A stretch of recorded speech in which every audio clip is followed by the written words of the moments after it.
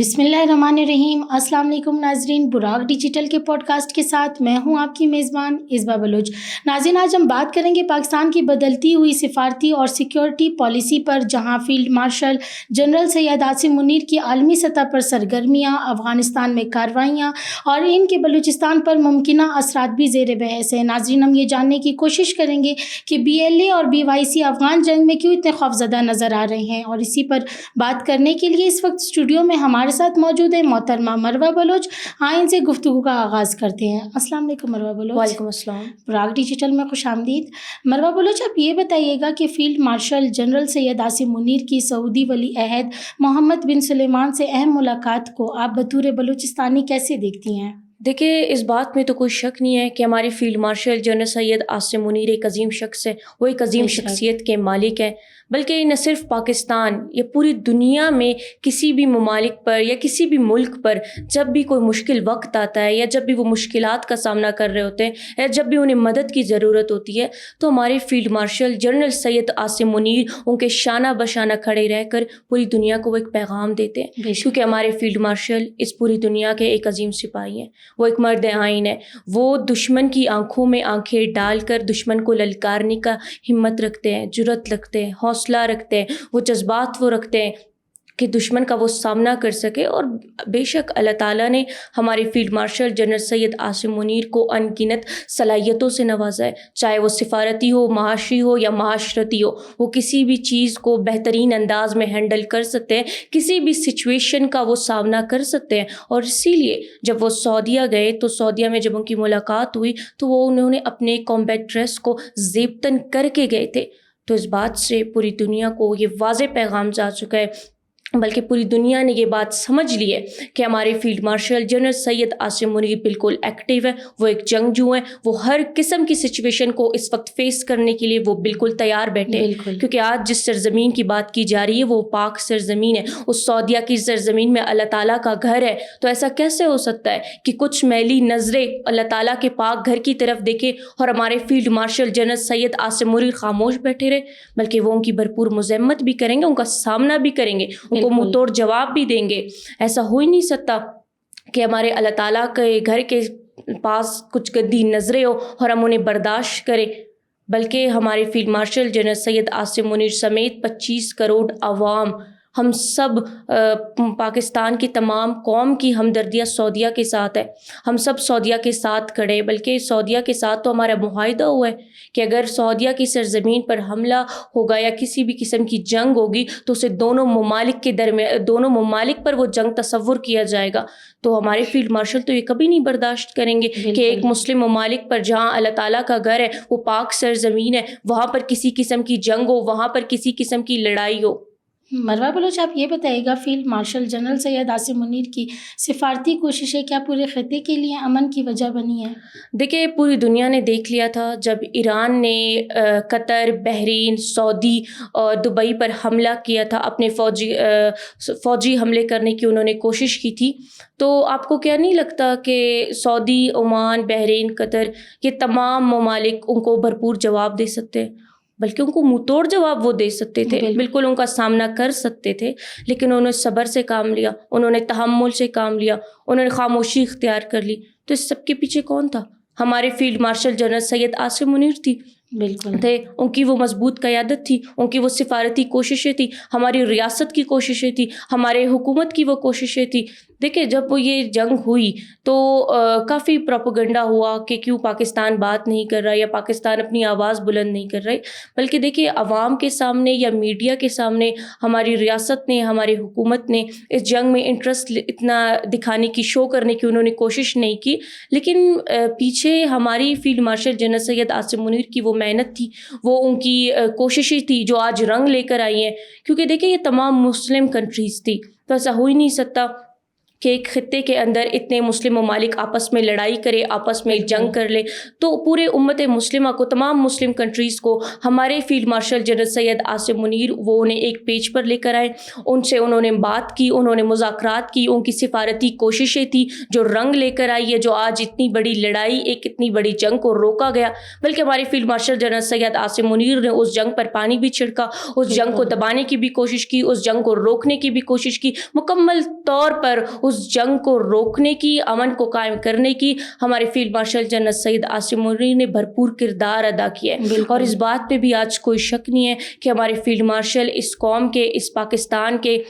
ایک باپ ہونے کا کردار ادا کر رہے ہیں, بلکہ وہ تمام خطے کے امن, ترقی اور خوشحالی میں بھی اپنا کردار ادا کر رہے ہیں. بلکہ آج ہمارے field marshal general Syed Asim Munir اس خطے کے صاحبان کا ایک کردار ادا کر رہے ہیں. بالکل. مروہ بلوچ, آپ یہ بتائیے گا کہ افغانستانی سرزمین پر پاکستان کی تمام کارروائیوں کے بعد کیا بلوچستان میں امن آئے گا, اور خاص انہی دہشت گردوں کو مارا جا رہا ہے جو خاص طور پر بلوچستان میں ایکٹیو ہے؟ دیکھیے, آج جن دہشت گردوں کے خلاف آپریشنز ہو رہے ہیں, آج جن افغان رجیم کے دہشت گردوں کو ان کے انجام تک پہنچایا جا رہا ہے, ان کے ٹھکانوں کو ٹارگٹ کیا جا رہا ہے, تو یہ وہی دہشت گرد ہے جو کہ بی ایل اے اور ٹی ٹی پی کی دہشت گردوں کے ساتھ مل بانٹ کر اپنے ہی سرزمین میں, اپنے ہی افغانستان کی سرزمین میں دہشت گردانہ پلاننگز کرتے ہیں, دہشت گردی کو بڑھانے چڑھانے کی پوری خطے میں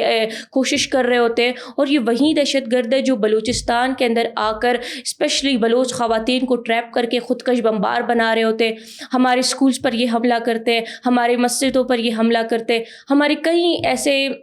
پرامن جگہ ہے جہاں پر عام عوام اپنی زندگی بسر کر رہا ہے یا ہم ترقی کی کوشش کر رہے ہیں, تو یہ انہی جگہوں پر آ کر فتنہ الخوارج کے دہشت گرد آ کر حملہ ور ہونے کی کوشش کرتے ہیں. تو آج انہی کو ٹارگٹ بنایا جا رہا ہے, بلکہ ان کے ایمونیشن ڈمپس کو بھی ان کے انجام تک پہنچایا گیا. دیکھیں, یہ وہ جگہ تھی جہاں پر اسلحہ, بارود, بم, تمام جنگی ساز و سامان یہ لوگ چھپا رہے ہوتے تھے. ان کو بھی ٹارگٹ کر کے افواج پاکستان نے پوری دنیا کو یہ پیغام دیا ہے کہ کسی قسم کی بھی دہشت گردی مزید برداشت نہیں ہو سکتی. آپ جان بوجھ کر اپنی دہشت گردی کو, اپنی بربریت کو کبھی بھی ایک پرامن پرسکون ملک پر کبھی بھی آپ مسلط نہیں کر سکتے ہو. الحمدللہ ہمارے پاس افواج ہے, ہماری ریاست ہے, ہماری مضبوط قیادت ہے. افغانستان کبھی بھی پاکستان پر اپنی دہشت گردی کو مسلط نہیں کر سکتا. بالکل. اور جہاں تک بات رہی بلوچستان کی, تو دیکھیں آنے والے کچھ سالوں میں, آنے والے کچھ عرصے میں تمام عوام, تمام قوم, تمام بلوچستان کی عوام یہ دیکھ لے گی کہ کس طرح کی تبدیلی آئی ہے, کس طرح سے بلوچستان میں سکون اور امن آیا ہے. اس تمام آپریشنز کا صلحہ کچھ عرصے بعد بلوچستان کی عوام کو ضرور دیکھنے کو ملے گا. بالکل. مروہ بلوچ, آپ یہ بتائیے گا کہ بی ایل اے اور بی وائی سی افغان جنگ میں اتنی جو ہے خوفزدہ کیوں نظر آ رہے ہیں؟ کیا انہیں بھی اب مشکلات کا سامنا کرنا پڑے گا؟ دیکھیں, افغان جنگ میں ظاہر سی بات ہے, بی وائی سی ہو یا بی ایل اے ہو, افغان رجیم کے طالبان تو انہی کے ہی نقش قدم پر چل رہے ہوتے تھے. ایک ساتھ مل بانٹ کر یہ لوگ بلوچستان پر مسلط ہونے کی مکمل کوشش کر رہے تھے. دیکھیں, بی وائی سی اور بی ایل اے کی ہی مکمل فیسلیٹس یہیں افغان رجیم کے دہشت گردی ان کو کر رہے تھے. ان کی سہولت کاری وہیں افغان رجیم کے دہشت گرد کرتے ہیں. بی وائی سی اور بی ایل اے کو اسلحہ فراہم کرنا, ان کو بی ایل اے کو اسلحہ فراہم کرنا, بی ایل اے کو ٹارگٹس بتانا, بی ایل اے کے دہشت گردوں کو اپنی ریاست میں پناہ گاہ دینا, یہ سب کام کون کرتے ہیں؟ افغانستان کی ریاست کرتی ہے, وہیں افغان رجیم کرتے ہیں. اور بی وائی سی ایک طرف سے بی ایل اے کو تو دوسری طرف سے افغان رجیم کے دہشت گردوں کو فیسیلیٹ کرتی ہے. ان کی ریپریزنٹیٹیوز پوری دنیا کے سامنے بنتی ہے, ان کے لیے رونا دھونا روتی ہے. تو اگر آج افغان رجیم کے دہشت گرد اپنے انجام کو پہنچیں گے, وہ ختم ہوں گے مکمل طور پر, وہ مسمار ہوں گے ان کے تمام وہ اڈے, تو بی ایل اے کے لیے بھی جگہ نہیں بچے گی. بی ایل اے کہاں جا کر اپنا منہ چھپائے گی؟ بی وائی سی کہاں جا کر اپنے دہشت گردوں کو چھپانے کی اپیل کرے گی, درخواست جا کر افغانستان کی ریاست سے کرے گی؟ تو یہ بھی بلوچستان میں کمزور ہوں گے, بلکہ مکمل طور پر ختم ہوں گے. کیونکہ اگر ان کی بیک بون افغانستان کی ریاست ہے جو ان کو چھپاتی ہے, کھلاتی ہے, پلاتی ہے, اگر وہی ٹوٹ جائے گی, اگر وہیں پر ان کو پناہ گاہ نہیں ملے گی, تو بی وائی سی اور بی ایل اے کا تو کوئی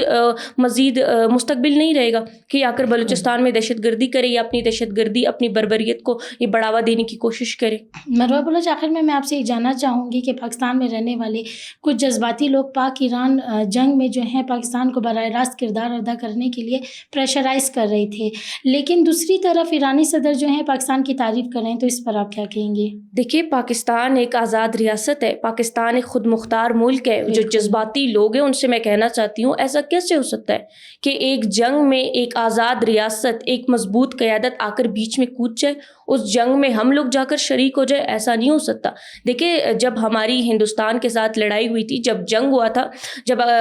ہندوستان نے اپنے دہشت گردانہ حملے پاکستان پر کرنے کی کوشش کی تھی، تب تو ہم نے اپنی جنگ خود لڑی تھی، ہم نے خود انہیں گھٹنے پر ٹیکنے پر مجبور کر دیا تھا. تو ایسا نہیں ہو سکتا کہ دو ممالک کے درمیان جنگ ہو تو تیسرا ملک جا کر جنگ میں کود جائے یا کسی کی فرنٹ لائن پر جا کر اس کی حمایت کرے یا انہیں سپورٹ کرنے کی کوشش کرے. ہمارے field marshal general Syed Asim Munir نے سفارتی طور پر مکمل طور پر جنگ کو روکنے کی کوشش کی، بلکہ روک بھی چکے ہیں. ہم نے مکمل طور پر ان کا ساتھ دیا، جہاں بھی جس بھی سفارتی محاذ پر ہم نے اپنے ان مسلمان ایرانی بھائیوں کے لیے ہم نے اپنی آواز بلند کی. ہمارے فیلڈ مارشل نے ان مسلمانوں کے حقوق کی بات کی، امن کی بات کی، خوشحالی کی بات کی، ترقی کی بات کی. اسی لیے آج ایران آج ہمارا شکریہ ادا کر رہا ہے ٹویٹس کے تھرو، ہمارا پاکستان کا اور روس کا، کیونکہ ہمارے فیلڈ مارشل نے اور ہمارے وزیر اعظم صاحب نے بھی ایران کے سپریم لیڈر کی شہادت پر بھی ہم نے کافی مذمت کی تھی. ہم نے اظہار کیا تھا کہ ہمیں اس جنگ سے مسئلہ ہو رہا ہے، آپ اس جنگ کو روکیں، کیونکہ تمام خطے کے لیے امن سکون انتہائی ضروری ہے. بالکل، بہت شکریہ مروہ بلوچ آپ کا وقت دینے کے لیے. ناظرین، یہ پیغام تو بالکل واضح ہے کہ ریاست کے خلاف سارے دشمنوں کو، دہشت گردوں کو اور ان کے سہولت کاروں کو کسی صورت میں معاف نہیں کیا جائے گا. دشمن چاہے سرحد پار ہو یا اندرون ملک ہو، انہیں ان کے انجام تک پہنچایا جا رہا ہے. تو ناظرین، آج کے پوڈ کاسٹ سے اپنی میزبان کو اجازت دیجیے. انشاءاللہ ایک نئے پوڈ کاسٹ کے ساتھ بہت جلد حاضر ہوں گے. اللہ حافظ.